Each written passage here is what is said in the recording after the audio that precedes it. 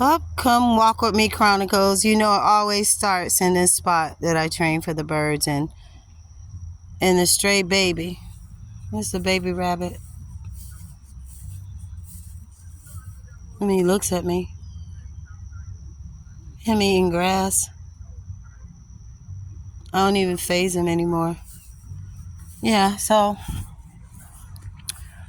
come walk with me. It's quiet today. Like all the crazy energy that was here, is gone and dissipated.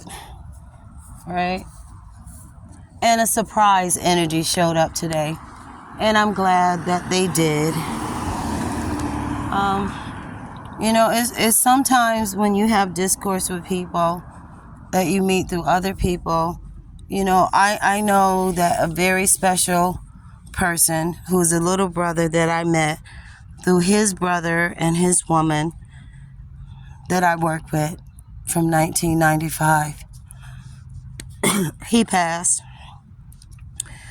And I never paid attention. I really still don't pay attention to people around me in the streets. But I still go on the streets because I've always been a person who is not afraid to serve. You know what I'm saying? I like, some of us are not understood. And I'm definitely on the top tier. I'm the number one. We don't understand her. She's weird. She's awkward. I never gave a fuck. Look at that. Look at that. Look at that white sun coming through the trees. There used to be like sun rays, like multiple rays from the sun. Now the sun literally has north, south, east, and west points. So right now, what is it? West to east points we're seeing? West and east points. They look like cumulus clouds, but they're not cumulus clouds. Yeah, I just had to say that. So anyway, the energy that showed up today is because a person in my life, a male, give you some history while we walk today. I am the oldest granddaughter on my maternal and paternal side of my family. My first song that I sang was Jimmy Mack. I heard it in Providence, Rhode Island. And I just started singing the damn song for the first time I heard it. The first person that noticed what it was my paternal grandmother, my father's mother. Because after she and her husband and their discourse, we won't get into that, but they couldn't get along and he finally left. She would stand her ground with him, meaning she would physically fight him and put him out. I know that spirit. I'm doing that now. But I don't entertain men like that in like relationships, so I don't have too many of those discourses because I defaulted into a mission unknown to me that I've just been walking in. And your purpose in serving, it's natural, right? It's not, you're not combative, you're not resistant. Nobody's twisting your arm and saying, oh, you got to do this because this is what you're supposed to do. No, none of that. My ancestors never gave me that spirit energy. They just told me to watch and observe what they were going through. The women, where I came from. It's another level of slavery when the mentality of your ancestors is where the men literally had no respect because of the scars of whatever indoctrination that was going on. While they might have been in a household, why they might have married women, why they might have produced kids, they were flaky. But they used to lose their minds in that moonshine concoction corn liquor. No lie. I can say this from experience. I watched it. I watched women get beat for nothing from drunkards coming home.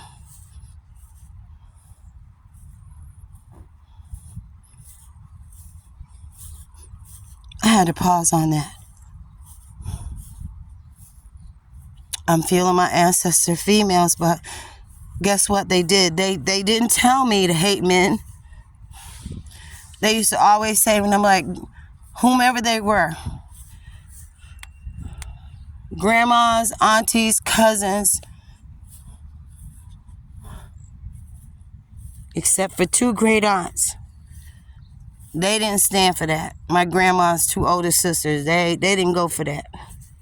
They kind of reversed the whole thing. But I'd be like, what's the matter and why? You know, when I was 5 years old, my father's mother, my grandma, told me, my paternal grandmother told me, don't you ever turn your lips up to speak and challenge and question the word why. Why has nothing to do with the situation that I'm in. Why is because it's all I know. But I want better for you. But whatever you do and whatever happens to you, do not default in the proverbial dog chasing its tail and say why. Like, I got messages like that from my ancestors when I was like 3, 4, 5 years old, seeing crazy stuff, abuse. But these women still preserve me in love. They still love these men, because once you love something, you can't unlove it.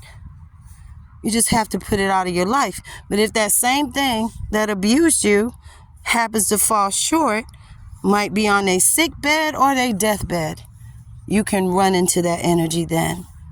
And then you can walk away from it.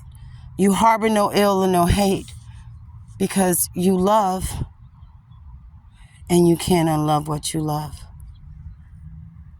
Look at those clouds. See that white sun? Jeez.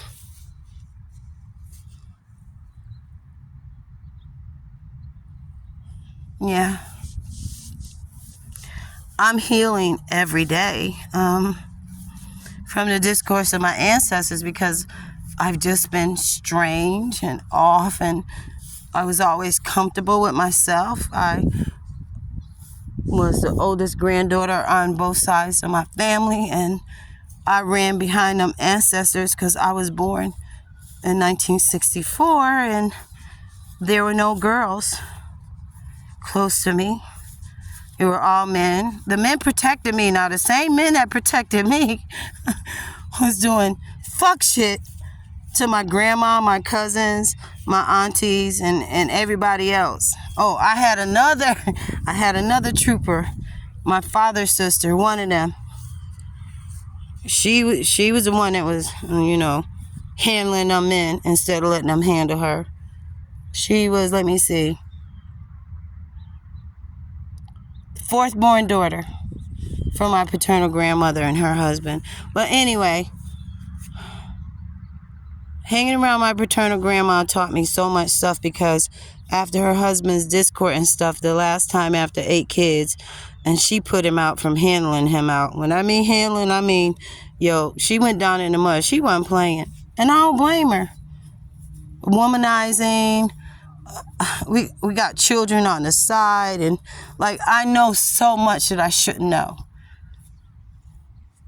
But I got to seal lip at the same time, because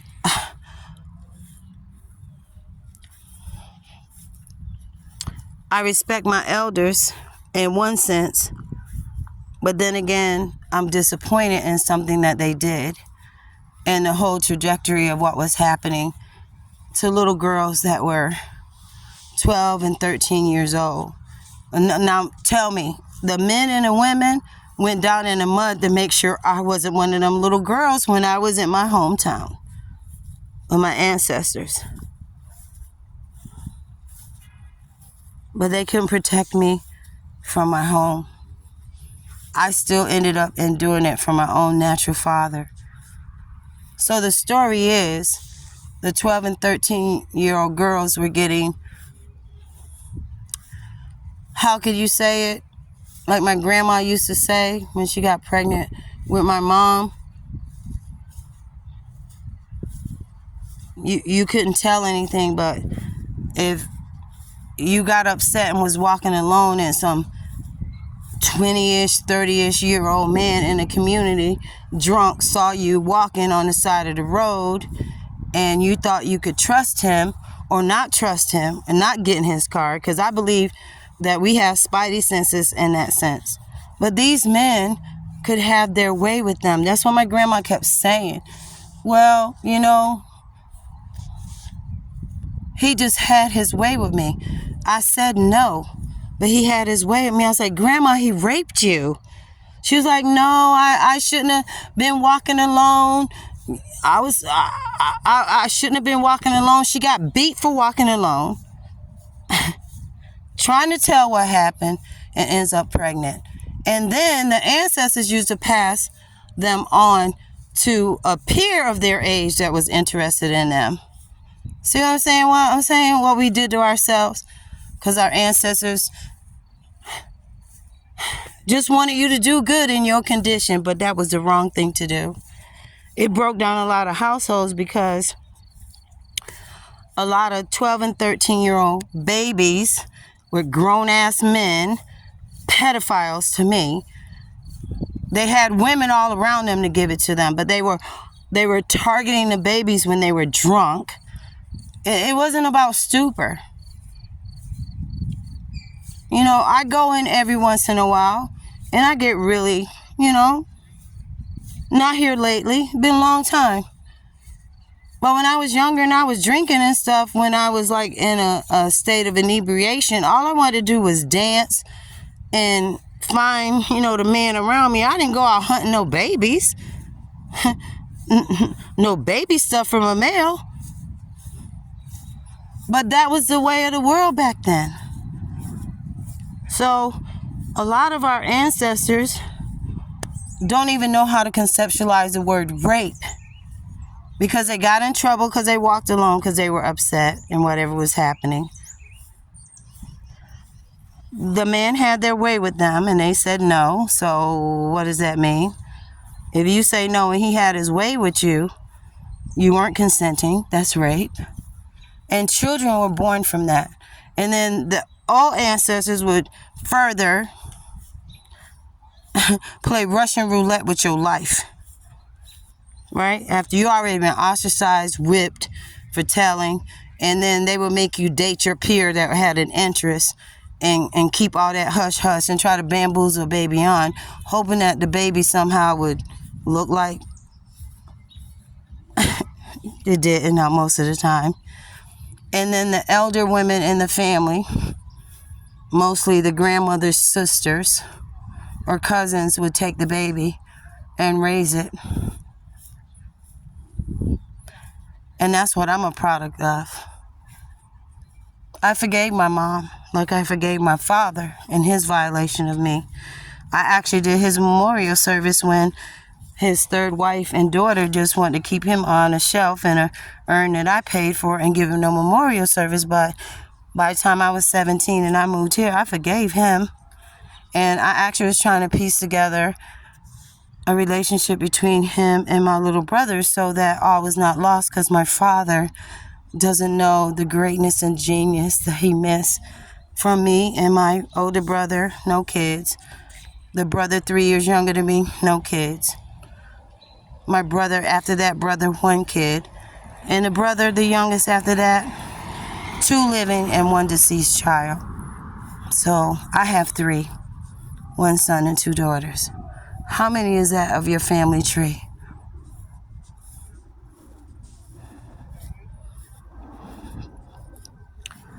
But the epiphany of everything of what I've been alerted to from the moment my grandmother always said, "You're going to be here the day I die," because I was the first person to hold you when you were birthed into this world. And on February 7th of 2019, at about, I don't even know the time, honestly. I can't tell you. I know it was after 5 o'clock. I went to Zaxby's and came back, and it was like 0 minus county when I walked back in her hospice room.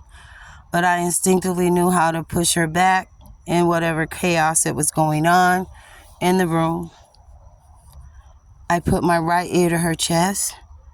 I put my nose to her. And when I mean I put my nose to her nose, I put my nose to her nose.